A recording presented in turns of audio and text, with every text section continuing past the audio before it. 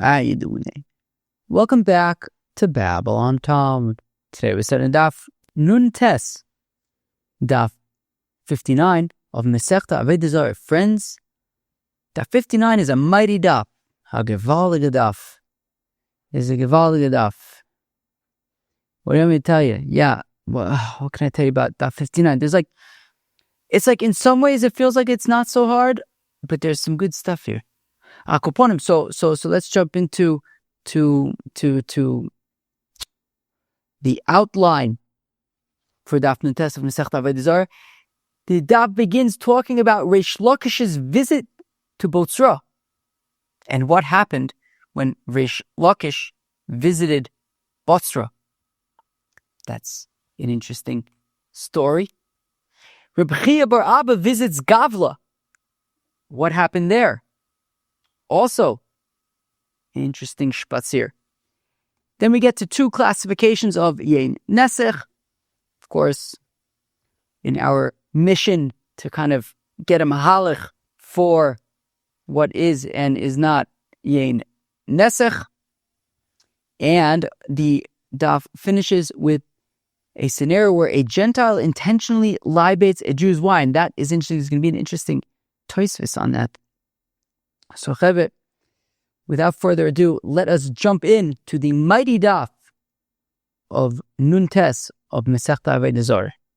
Okay, friends, we are going to begin on daf Nun Ches of nesech Avodah Zarah, where about 5+ lines from the bottom, Resh Laqish. You see where I am?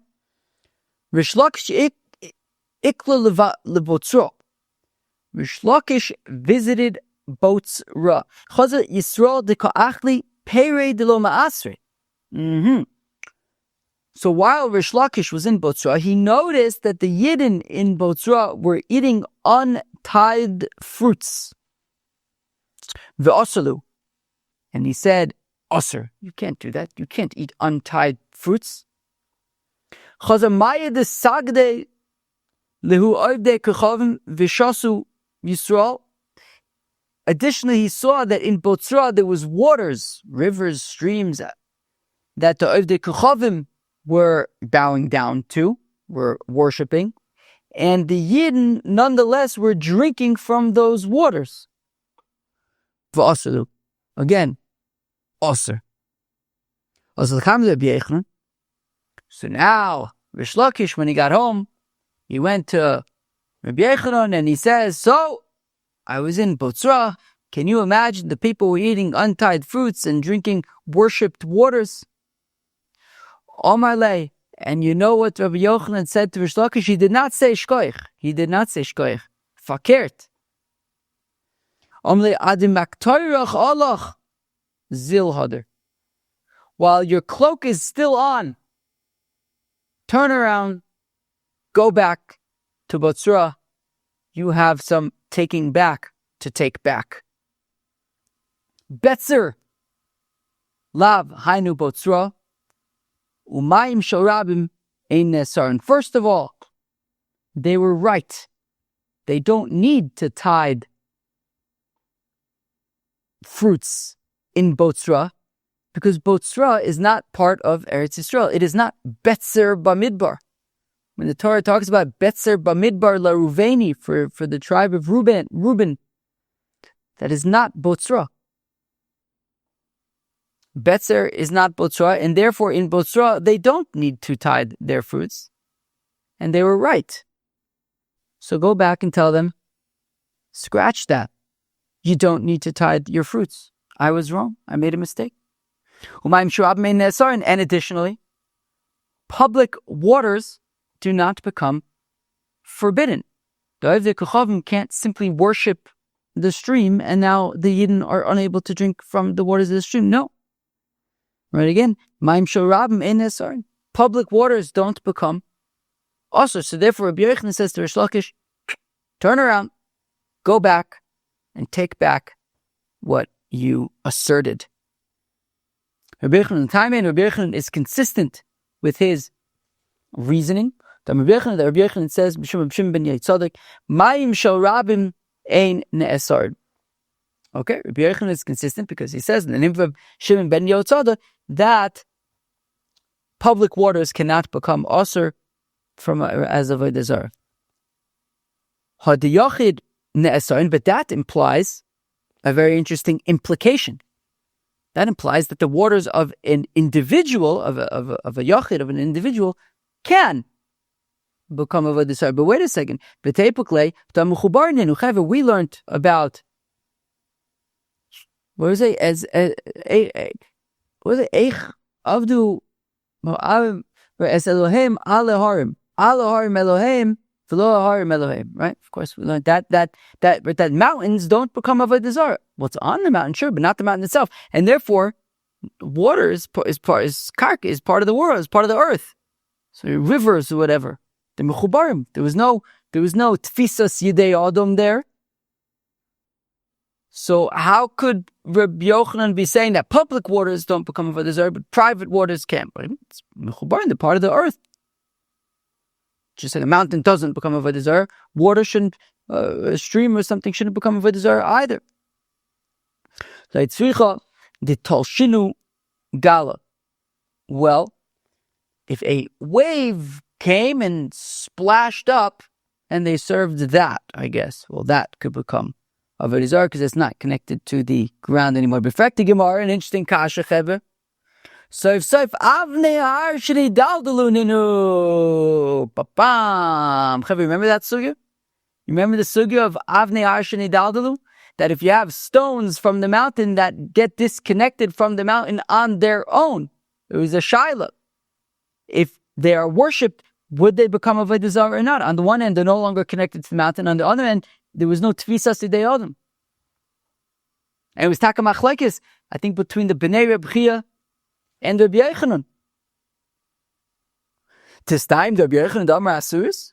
So shall we conclude from here that Rabbi Yochanan is the one who says that Avnei Har Sheni Daldalu are asuris? That when you have the stones that separated on their own from the mountain and then they're worshipped, should we say that Rabbi Yochanan would say also? Because after all, it sounds like we're saying from here that if a wave came and separated some water from the stream, and then the Korban worshipped, that would be also. So lo tzricha de tafchinu biyadei. Well, actually, it's not. Don't say it's talking about a wave came and splashed some water, that there was no tfisas yidei adam. Rather, say that what happened was a person came and splashed and hit the water, and so there was tfisas yidei adam. A person came and splashed up some water, and then that water was worshipped. So what was Rabbi Yochanan saying? Rabbi Yochanan was saying that a public waterway cannot become asur, right? If every kohen worships a waterway, it won't become Avodah Zarah, won't become asur, implying that the waterway of an individual, if it's entire, we learned this on, well, what daf was this? On daf something. Where did we learn daf mem? Was it daf mem zayin? It could have been daf mem zayin. Let's see. Let's look at daf mem zayin. Mem zayin amud aleph. Yes. Daf mem zayin amud aleph. That if it's entirely privately owned, it can become Avodah Zarah. However, it would have to be where the person did something in order to separate the water from the ground in order for it to become asur. Chaver, Tosfos asked an interesting kasha. Chaver, Tosfos asked an interesting kasha, very interesting kasha, very interesting kasha. That Rabbi Yochanan told Resh Laqish that Botzrah is not Betzer, and therefore it's not part of Eretz Yisrael. And because it's not part of Eretz Yisrael, there's no chiyuv trumas ha'maisos. But is that really true? Is that really true? Tosfos makes an effective argument. He quotes Gemaras where we assume that trumas ha'maisos are noheg in chutz la'aretz. He brings lots of different Gemaras. He brings Gemaras saying that there's no trumas ha'maisos in chutz la'aretz. He brings other Gemaras saying that there is trumas ha'maisos in chutz la'aretz. And Tosfos, a humongous Tosfos, the Ramaskal Betzer, huge Tosfos, just trying to figure out what's the deal. Is there trumas ha'maisos in chutz la'aretz or not? Of course, nowadays we don't do it. Trumas ha'maisos is mitzvah satuliyas ba'aretz, right? Make or din, even if they're in chutz la'aretz, it's only giving me the rabbanon anyways. But Tosfos asks, well, what's the deal? There are Gemaras that imply that there is Trumas and Maasros in Chutz La'aretz. There are other Gemaras that imply that there isn't Trumas and Maasros. Our Gemara seems to be implying that there isn't Trumas and Maasros. Is there, isn't there? And what scenario is yes and what scenario is no? Interesting shaila. So Tosfos, I hope I understand it correctly, Tosfos Be'etzim gives two answers. One is from the Yerushalmi in Masechta Chala. And I'll read that for you quickly. The Rabbi Yochanan Rabbi Seinu shebechutz la'aretz hayu mafrishin trumas u'maasros ad shebo arovim uvitnum. Oh, I need to underline that a shtickle more. That basically it sounds like Rabbi Yochanan is saying in the Yerushalmi and Chala that at one point, yes, the Rabbanan said that in chutz la'aretz they should separate trumas and maasros, but at a certain point they stopped. At a certain point, they stopped. And interestingly, right, we're saying so in Yerushalmi Chal, it's the Amar Rabbi Yochanan. This is, of course, the same Rabbi Yochanan who's telling Resh Laqish that go back to Botzrah, tell them, that they don't need to separate Trumas and Maasros because it's not part of Eretz Yisrael. So it says Rabbi Yochanan in that Yerushalmi, that says Rabbi Yochanan, look, eventually, yes, at one point, they would separate Trumas and Maasros and Chutz La'aretz, but at a certain point they stopped. These Rovim, these young whippersnappers, and then they say, "Oh, is it Tegemai?" Whatever it is, but basically at a certain point they stopped.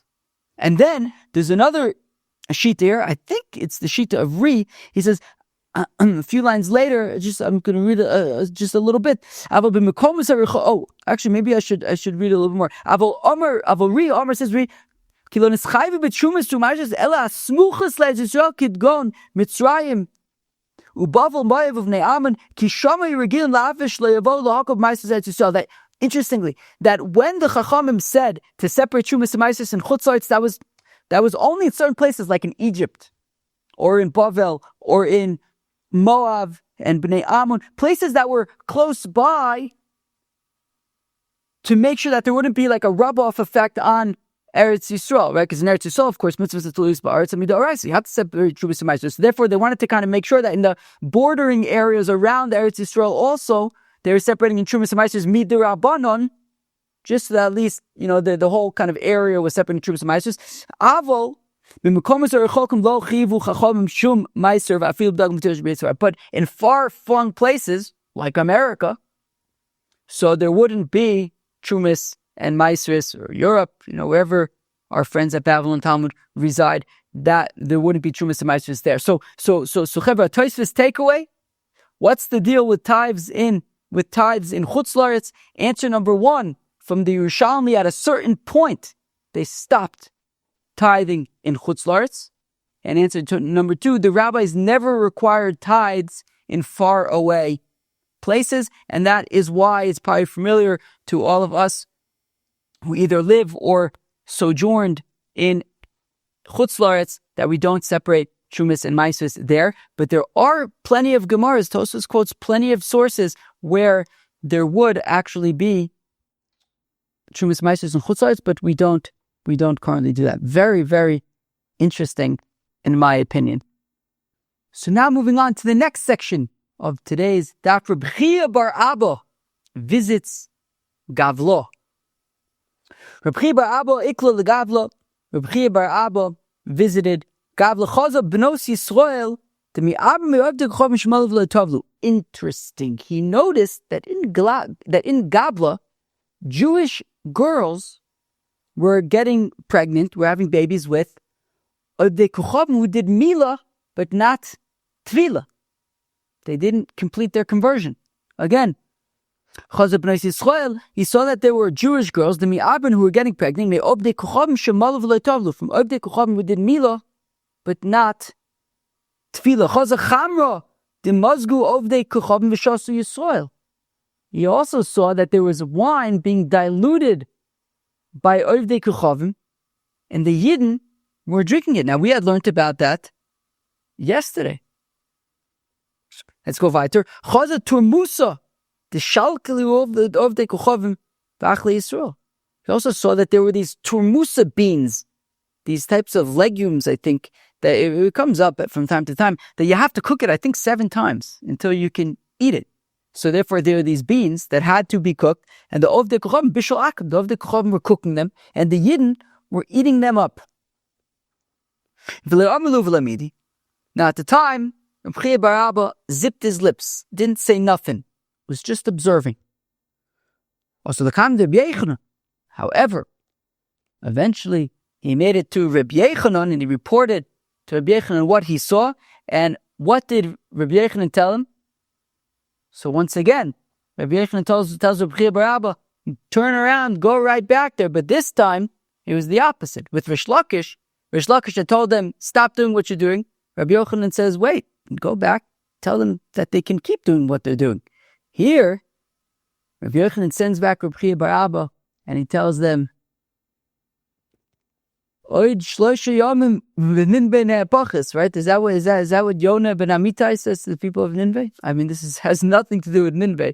But the Rabbi Yochanan sends back Rabbi Abba and he says, go back there and tell them, hey, people, better fix your ways. Right? So also the comment of Rabbi Yochanan, and Rabbi Yochanan says to Rabbi Abba, go back. Say and tell them that their children, that the babies born to these Jewish girls in the Ovdei Kochavim who are malu v'lo tavlu are mamzerim. Val yaynon mishum yayn nesech, and that their wine that the Ovdei Kochavim were diluting for them is yayn nesech. Val termuson mishum b'shul Ovdei Kochavim mishum she'enim b'nei Torah.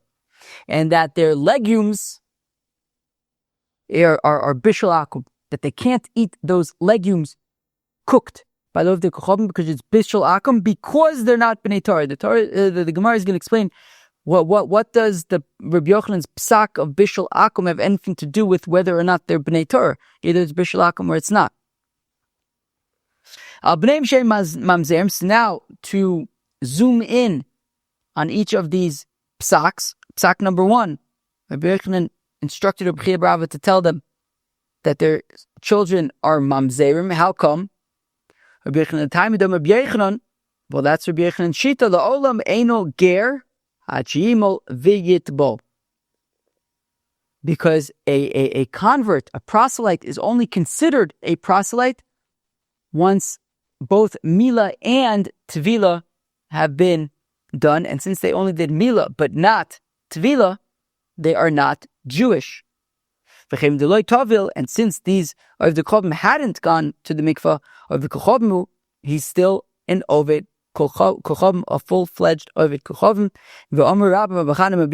And says Rabbi Chanan ben Rabbi Yochanan Oved Kochavim ve'eved haba bas Yisrael, that an Oved Kochavim, or an Eved who has a baby with a Jewish girl, havlad mamzer, the child is a mamzer. So therefore, Rabbi Yochanan told Rabbi Abba to tell them that these children, unfortunately, are mamzerim because the children were born to a Jewish mother, but an Oved Kochavim father.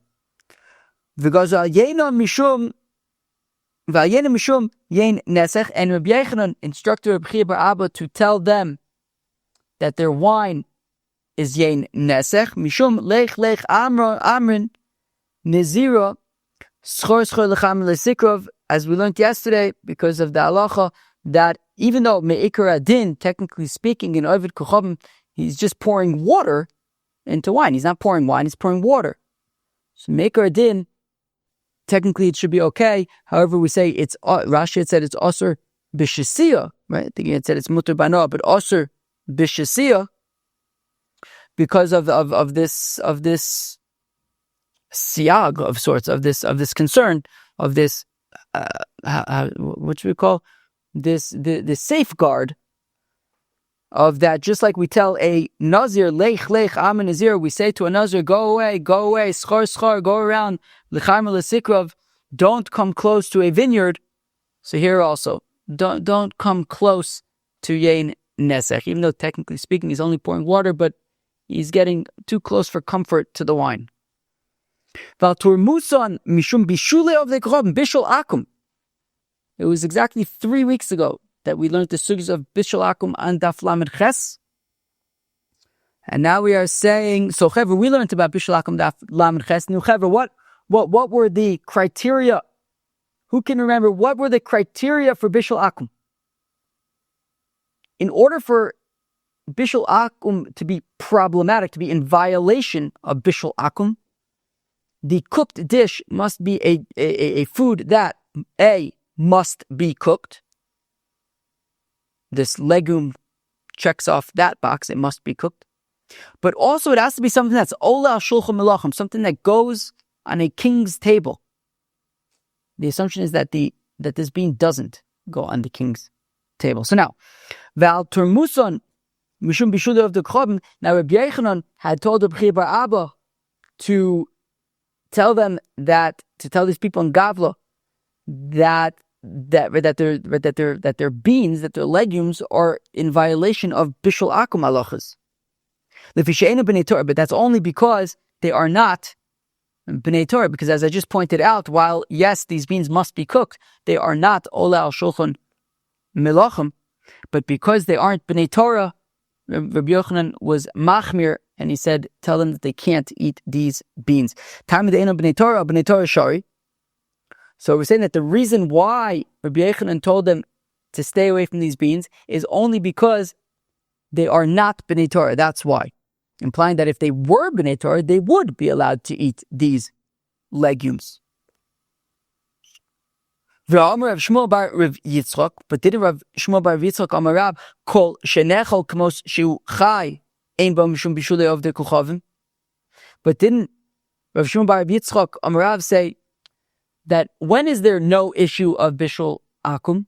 When it can be eaten raw. But these beans cannot be eaten raw; they must be cooked. So it is a violation of bishul akum. Why are we saying that the reason why they're not allowed to eat it is because they're not B'nai Torah? Implying that if they were B'nai Torah, then they can eat it, but you can't eat it raw. Yeah, it has to be cooked. It should be an issue of bishul akum. But yes, there was another, right? As the Mishnah, as the Gemara in Daf Lamed Ches said, that was how they taught it in Surah, but in Pumbedisa they taught the Amar of Shmuel bar Rav Yitzchak mishum bishulei ovdei kuchav. Where am I?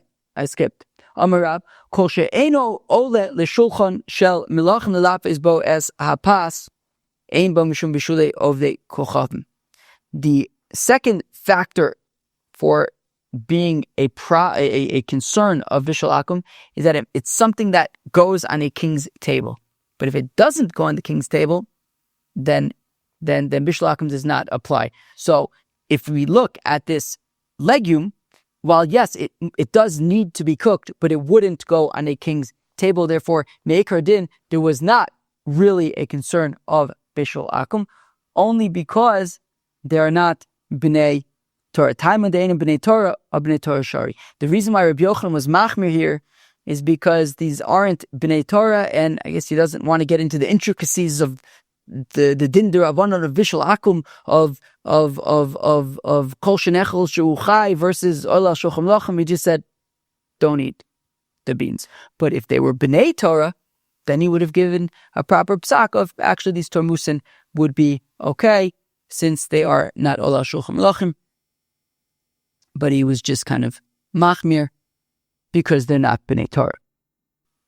And now we move on to the next section of today's daf, classifying yayn nesech. Okay, a kind of general section title to say that we are continuing to figure out how to label concerns of yayn nesech. We're going to have two scenarios now. Number one, Rav Kahana, they asked Rav Kahana, Ovid kechavim ma'ushi yoylech hanovim legas. Okay, fine. Okay, fine. So, Rav Kahana, they asked Rav Kahana, I'm reading it again. Ovid kechavim ma'ushi yoylech hanovim legas. Can an Ovid kechavim bring grapes to the wine press? Can an Ovid kechavim bring grapes to the wine press? I think I'm going to go a little bit. I think this isn't a big section. I think I'm going to maybe read till the end of the section and then we'll unpack it. So, can an Ovid kechavim bring grapes to the wine press? Amalu, Rav Kahana says, Osir. No, Osir. Why? Mishum lech lech amr nazira schor schor lecham l'sikor, because of the principle that we saw yesterday, that we saw today, of we basically don't play with fire. We tell a Nazir, stay away from a vineyard, and we'd say, in this context, keep the Ovid Kechavim away from the basket full of grapes on the way to the wine press. Ezer Rav Yemer Rav Kana, but Rav Yemer asks a kasha to Rav Kihana. Oive kachovim shehevi anovim ligas besalin uve dodurin. The Rav Yemer asks Rav Kana, but one second, we have a brisa that says that if an ovid kachovim had brought grapes to a wine press in baskets or in small little vats, apal pisha yayn mizale falein, even though the wine is dripping on them, I assume what it means is that even though there's juice from the grapes on them, mutter, it's permitted. To which Rav Kana says, look, if you look at the brisa that you quoted, it says shehevi, that he did b'diavad, if he did. So we say mutter, it's fine, it's no problem b'diavad. But Rav Kana says, I was talking about lechatchila. If you ask me, can an ovid kachovim bring grapes to the wine press?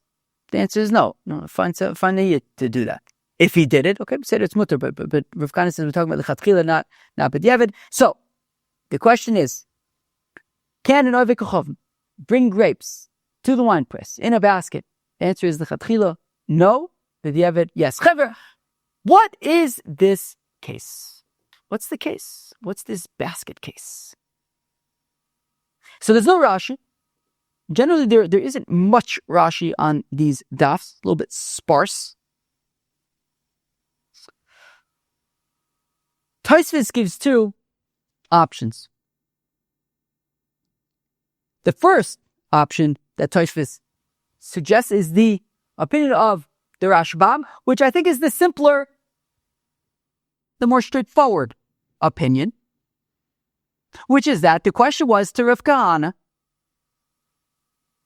can an ovid kachovim bring grapes to the wine press? Well, what's the problem? What's the problem? So, well, the grapes in the basket, maybe they're pressing upon each other, maybe some juice is going to come out, and maybe the ovid kachovim is going to touch the juice. And Rav Kahana answers, technically speaking, there's nothing wrong with ovid kachovim touching the juice, right? It's not in the wine press. It's just grape juice. It's not wine, right? It would have to go into the wine press first. They'd have to crush it, whatever. It's not wine. So technically speaking, there's nothing wrong with it. But because of lech, I'm in the zira, right, etc. Don't play with fire. So we say, just don't do it. Keep the ovid kachovim away from it. Tosfos though has a kasha. He says that's a bit random. First of all, what's the role of the wine press here, right? You could literally ask the same question of if you have a basket full of grapes sitting on the floor, and ovid kachovim touches the grapes in the basket, even though there's juice on it, is it a problem? We say, well, no, it's technically not a problem, but, really keep the ovid kachovim away from it. Like, what does this have to do with going to the wine press and the ovid kachovim is bringing grapes and he's going to dump it in the wine press? Technically speaking, I mean, if you're just asking about a little bit of grape juice that got in some grapes, this doesn't even need to be in the context of a wine press. So Tosfos gives a very interesting answer. You know what Re answers? Did we get to this? Did we talk about the Zav is tomorrow. We're going to learn on tomorrow's daf, and daf Samich of Masechet Avodah Zarah. We're going to learn that we say big adol. It's not exactly a one-to-one connection, but big adol, what we say is that however a zav would be matame a person, so a zav is an avatum. If a zav touches somebody, they become tummy. But if a zav takes something and throws it at a person, they won't become tummy. So however a zav would be matame, in ovid kachovim makes yayn nesech. Okay, without getting into technicalities, we'll get into technicalities tomorrow, but the point is, well, just like if a zav throws something at somebody, they won't become tummy. So also if a ovid kachovim throws something into wine, right? If ovid kachovim touches wine, it becomes yayn nesech. But if an ovid kachovim throws something into wine, it will be completely mutter. So Tosfos says, you know what this is talking about? It's talking about there's a wine press, there's a wine making operation going on. And there's a wine press, and there's juice, there's grapes, and there's juice, and there's people with their shoes off, and they're jumping up and down, and they're having a great time, and wine is being made. And the shaila is, can an ovid kachovim bring grapes to the wine press? Because technically, he isn't. Technically, it should be okay. Right? He's not making the wine. He's just taking the grapes from the vine or whatever, putting them in a basket, bringing them over to the wine press, dumping them into the wine press. And when he dumps them into the wine press, they're basically falling into the wine press. So he's basically throwing them into the wine press. It should be completely mutter, right? The thing is, the shaila is that maybe it's kind of like meziga, right? Because we had, of course, learned yesterday and also today that an oved kochavim who pours water into wine, technically speaking, is only pouring water. It should be fine, right? But we say he's getting a little bit comfy, a little too close for comfort, right? He's pouring wine directly into a cup, pouring water directly into a cup of wine. So we say, lech am nazir schor l'cham l'sikov. So the shaila is beautiful. So the shaila to of Kahana was this. If there's a wine-making operation going on, and there's a wine press, and there's already wine in the wine press, and the shaila is, can an oved kochavim come with his basket and dump those grapes into the wine press, which should be mutter, because he's dumping them into the wine press. He's throwing them into the wine press, which is completely mutter. But maybe, dumping the grapes into the wine press is similar to like pouring water into wine. And over there we say, lech am nazir schos l'cham l'sikos. So maybe we should say the same thing, and that's actually what he answers. He says, also, mishum lech am nazir schos l'cham l'sikos. That just like by meziga, we say to stay away for this reason, we say the same thing over here. A beautiful Tosfos. The Tosfos takeaway is, what's with the basket full of grapes? How do we define it? So the answer is, so the Rashbam says, well, the gentile might touch juice leaked from the grapes. It's just simply, well, if he brings the basket over to the wine press, in the basket there are grapes. The grapes might have grape juice. He'll touch the grape juice, and even though technically it's okay, maybe you shouldn't do it anyways.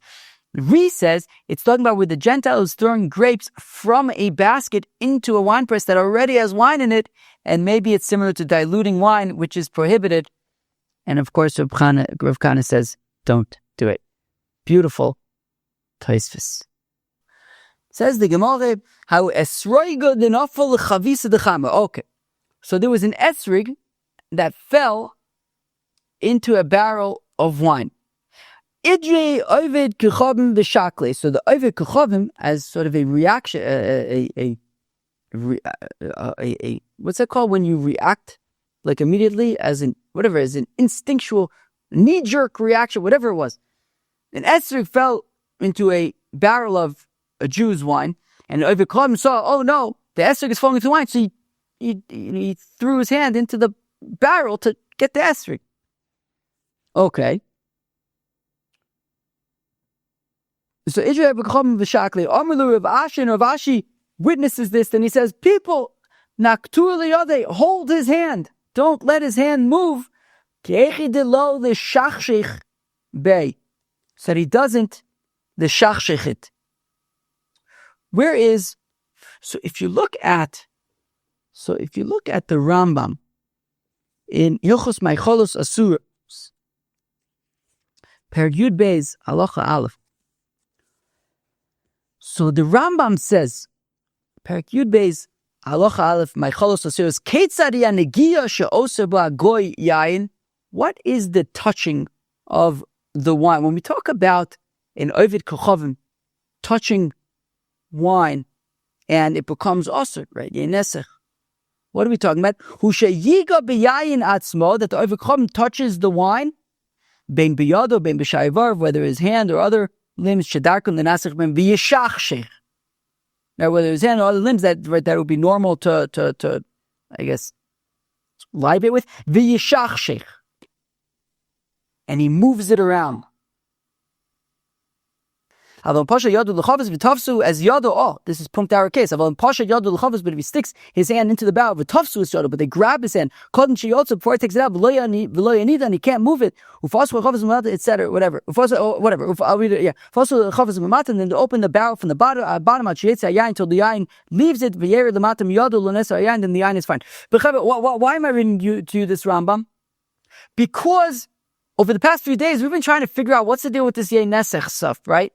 And yesterday, was it yesterday or 2 days ago? We saw this scenario, I think it was 2 days ago, or yes, I can't remember, maybe it was yesterday, right, where this Oved Kochavim went into the wine store, a Jewish-owned wine store, a Jewish-owned store, says, do you have any wine? They said, no. He sees the bucket, he stuck his hand in, to like make a point, and he moved it around, and we said all of a sudden it's also even ba'ana. The main reason why I wanted to point out this Rambam is because he defines what is this yayn nesech, touching wine, that's also. Dafka says he puts his hand in the wine, via shachshech, and he moves it around. The shichshuch seems to be a key factor. We've been focusing a lot on what was the kavana? Was it a fluke? Did he intended, like in this case, he's just intending to get the esrig. Was he intending to libate? Right? How also this, that, and the other thing. So so says the Rambam, makes it very nice and clear. He draws our attention to the shichshuch. That seems to be the key factor here. So what's going on in this case? So in this case, the esrig falls into the wine. The Oved Kochavim instinctually sticks his hand into the wine to retrieve the esrig. So when he stuck his hand into the wine, he was laser focused on getting that esrig. There was no shichshuch or anything like that. He just went straight for the esrig. But then Rav Ashi says, wait, don't let his hand move, because there was a concern that on the way out, he might move around his hand, be mishachshech, and that would be a yayn nesech situation. So Rav Ashi says, hold his hand. Don't let his hand move, and let's drain out the wine from the barrel, and then let him take his hand out, so that there's no concern of shichshuch. Then I assume that probably it would be also b'shasiyah, but mutter ba'ano. The Rashi said, I imagine that it would be also b'shasiyah, but mutter ba'ano. The Rashi said, right? Exactly. Meaning, if it would be mishachshech, then it would be also ba'ano. But I assume that otherwise, it would be also b'shasiyah, I imagine. Okay, yeah, it says, it could be mutter ba'ano, but it would still be also b'shasiyah. Okay, so let's read this. So let's read this again. And the reason why I brought in that Rambam is because he draws our attention to shichshuch. That seems to be the key here. The shichshuch is what's going to make it usher. That's why we saw the other day, right? I think it was yesterday that I'm reiterating. I said this a minute ago that when that Oved Kochavim went into the Jewish store and then he put his hand into the bucket and he moved it around, right? Really, because he was just upset and throwing a tantrum. But we then said it was even usher bano, because the shichshuch seems to be the key over here. And therefore, Rav Ashi was making sure that we wouldn't get to shichshuch over here. So again, there was this esrig, dunafel chavisa, the chamer that fell into a barrel of wine. Idre Oved Kochavim, and the Oved Kochavim reacted, and he stuck his hand in, v'shakle, and grabbed the esrig in the barrel of wine. Rav Ashi says to them, Naktur liyate, hold his hand, so that he doesn't move it, because then it would be also even ba'ano. And then tilt the barrel, like pour out the wine while you're holding the Oved Kochavim's hand, so that he doesn't move it. Pour out the wine until his hand is no longer submerged, and then at that point he'll take out his hand and will avoid shichshuch. So again, the focus of Rav Ashi was to make sure no shichshuch.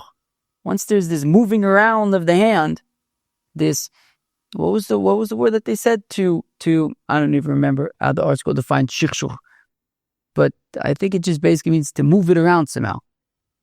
So then that would be the issue that Rav Ashi was trying to avoid. And now finally, for the final section of today's daf, when a Gentile intentionally libates a Jew's wine. This is an interesting sugya over here. Rav Ashi says, Rav Ashi, Oved Kochavim de nasche lechamra de Yisrael bekavona. Okie dokie. So here you have an Oved Kochavim who libated a Yid's wine bekavona. I assume that whatever he did, whatever he had to do, I imagine that, well, based on what I was just saying about shichshuch being the whole big thing. So let's say he put his hand in the wine and he was mishachshech, and he intentionally ruined the Yid's wine. Even though the Yid is not Allah, so it's also ba'ana. Is mishachshik. I mean, it doesn't say it's mishachshik, but I assume that that's the point, or the equivalent of the nasech. He made it yayn nesech. So So the yid now can't sell the right. Also bano can't sell it. He can't sell this wine anymore. Sharile le mishkol dmei me'au ovid. But the yid is permitted to demand payment from this particular Ovid Kuchavim who ruined his wine. Because it's Tosfos talks about it, that it's like, Tosfos, I'm not going to get into the Tosfos into the details, but be'etzem bigadol, we view it as if the Ovid Kuchavim caused him damage. So he's not selling it to Ovid Kuchavim, he's asking to be paid damages. Now, there's what to talk about it, but bigadol, that's the concept. The concept is that the Ovid Kuchavim ruined a barrel of wine that belonged to him, to the Yid. And the Yid is not now selling him the wine. He's saying, you ruined my wine, pay me for it. Be'etzim, bigadol. My time, what's the reason for it? Mikla kalye, because the Ovid Kuchavim ruined his wine. And therefore he's asking for restitution, be'etzim. And Rav Ashi says, Rav Ashi, how do I know this? The Tana that we learn in the Brisa, Ovid Kuchavim shenosach yayn shel Yisrael sheloi b'fnei avodas Kuchavim, that an Ovid Kuchavim who libates the wine of a Yid, not in front of avodas Kuchavim, osir. So it is osir. Rabbi Yehuda ben Bava, Rabbi Yehuda ben Beseira matirin, but Rabbi Yehuda ben Bava and Rabbi Yehuda ben Beseira say it is takamutter mishum shnei dvarim for two reasons. Echad she'menaschin yayn el b'fnei avodas Kuchavim. Number one, nesech yayn would dafka be in front of the Ovid Kuchavim. This would dafka saying Ovid Kuchavim shenisech yayn shel Yisrael shelo b'fnei avodas Kuchavim. So therefore, Rabbi Yehuda ben Beseira and Rabbi Yehuda ben Bava say, first of all, it's not really nesech yayn, because that would really only be in front of the Avodah Zarah. Ve'echad she'omer lo kol emenach she'te'asar yayni le'onzi. And also, what gives? Right? What gives you the Ovid Kuchavim? What gives you the power, the position to ruin my wine? Now, we don't paskin like Rabbi Yehuda ben Bava and Rabbi Yehuda ben Beseira. We paskin like the Tanakama, that it would be osir, but I mean, it's interesting the way but for some reason, we're saying that we're going to kind of meet it in the middle, right? So, right? So the Tanakama says osir, Rabbi Yehuda ben Beseira and Rabbi Yehuda ben Bava say mutter, and we kind of meet it somewhere in the middle, which is that it's not mutter, like Rabbi Yehuda ben Beseira and Rabbi Yehuda ben Bava, but at the same time, we don't say it's completely osir. We say that you can demand restitution from the Ovid Kuchavim who did it. And Tosfos goes into it a little bit. It's like, it's somewhat gray. Look, at the end of the day, this is a din derabanan, right? This wasn't actual nesech yayn, right? It wasn't in front of the Ovid Kuchavim. It wasn't in front of the actual Avodah Zarah. It's like somewhere in the middle, and it is like a type of damaging, right? He's ruining his wine. Tosfos gets into there are details, but anyways, but because it is kind of, I guess, part it's a din derabanan, and it can be viewed as if he's basically asking for restitution for the Ovid Kuchavim ruining his wine. Also, Tosfos gives an option that maybe he's not really proving it from this brisa, but using his brisa as like an asmachta for his points. He's not really learning from this brisa, because it's weird that we're like meeting it in the middle, right? We don't usually do that, right? If the Chacham say osir and then the Das Yochid says mutter, we're not going to meet it in the middle.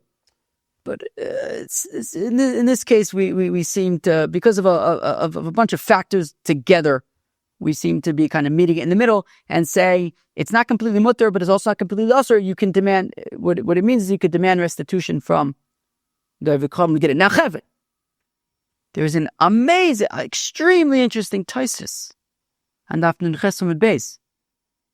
On Daf Nun Ches Amud Beis. For some reason, it's in the wrong place there. Chevin, listen to this, Chevin. I'm going to read a shtickle from Tosfos, and then we'll end with this. Nowadays, Ovid Kuchavim sheshichshech b'yaynu shel Yisrael mutter lemochro leovdei Kuchavim dilo b'ki b'shichshuch. First of all, Tosfos quotes the Riaz, who's saying that Bismana Zeh nowadays, even by Shichshuch, it's also b'shasiya, but mutter b'ano, even by Shichshuch, because, right, did lo bekin b'shichshuch, because nowadays, the non-Jews aren't really doing Avodah Zarah. They're not really libating. They don't really know much about libating stuff in front of idols. And therefore, nowadays, I don't know how to pass halacha. Look, anyways, he's saying you can't drink it, right? So nowadays, if an overcome touches wine, we won't drink it. Can we sell it? It sounds like, according to this sheet, we would say, even by shichshuk, it would be also b'shasiya, but mutter ba'ano. So that is interesting thing number one, right? Aval b'shasiya aser, but he says dafka, right? B'shasiya, it would be aser. And then it says, "V'dafka shalom niskabi liya kedei lahachis liyisrael lafsido." אבל לחזינו לדעתי דו וכוחם שנוגע בעניין שסו כדי להכעיסו ולהפסידו, הרי ההוא שרי אפילו בשסיע. דחייה גבנה לגזר הבונן. Do you hear that? But it says Tosfos, it quotes the Riaz, that in this scenario, that like we saw by Rav Ashi over here in Daf Tes, where the Oivek Kochavim is doing it lahachis, just to ruin the Yid's wine. A Yid has a barrel of wine, and the Kochavim goes and he sticks his hand in there and he moves it around or wherever, he makes it yayn nesech to ruin the Yid's wine. Guess what? Mutar afilu b'shaseh. He quotes a story at the end of the Tosfos. One time, there was a Yid at a pit filled with wine, and one oisvarf came, and he put his hand in there, lahachis, just to ruin the Yid's pit of wine. And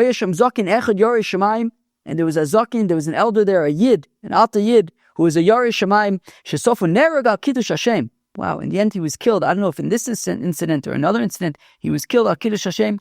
Ba'olam hazeh, in this world. Wait, is it ba'olam hazeh or ba'avodah Zarah? I'm not sure. V'shamaynu shelokach min yayn bechli v'shosam imenu b'fnei ha'anes kedei shlo yeirogel lasus kein liYisrael acher. And this alta Yid, he took, what do you say? He took a cup out of the pit and he filled it up with wine and he drank it in front of this oisvarf to make the point that you accomplish nothing, that this wine is mutter. To make sure that this oisvarf wouldn't do this to other Yidden. Wow.